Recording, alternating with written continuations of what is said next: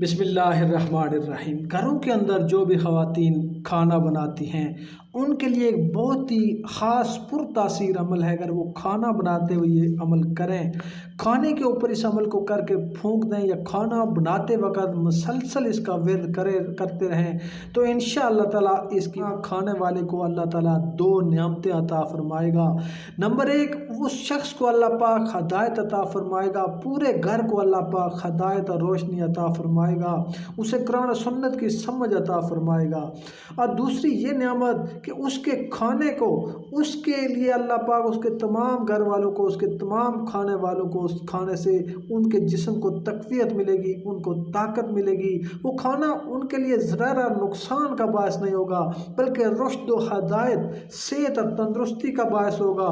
जिस्म के में नुकसान, बीमारी, हर किस्म के ज़रा नुकसान से वो इंशाअल्लाह ताला उसके खाने वाले ये महफूज रहेंगे।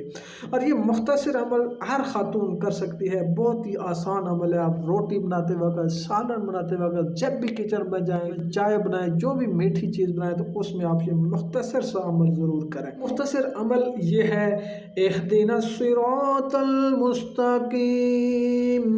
ये आयत है सूरह फातिहा की, इसको आपने पढ़ना है। कोई चीज़ किचन में जाएं तो आप इसका विर्द शुरू करें या कम अज़ कम 11 मरतबा ज़रूर पढ़कर आप उस खाने के ऊपर फूंक लें। वो खाना जो भी खाएगा इंशाअल्लाह ताला वो कभी बीमार नहीं होगा, वो खाना उसके लिए नुकसान का बायस नहीं होगा, उसके लिए सेहत और तंदुरुस्ती का बायस बनेगा। और इसकी बरकत से खाने वालों को, पूरे घर वालों को सेहत और तंदुरुस्ती, शिफा और हदायत अल्लाह पाक अता फरमाएंगे।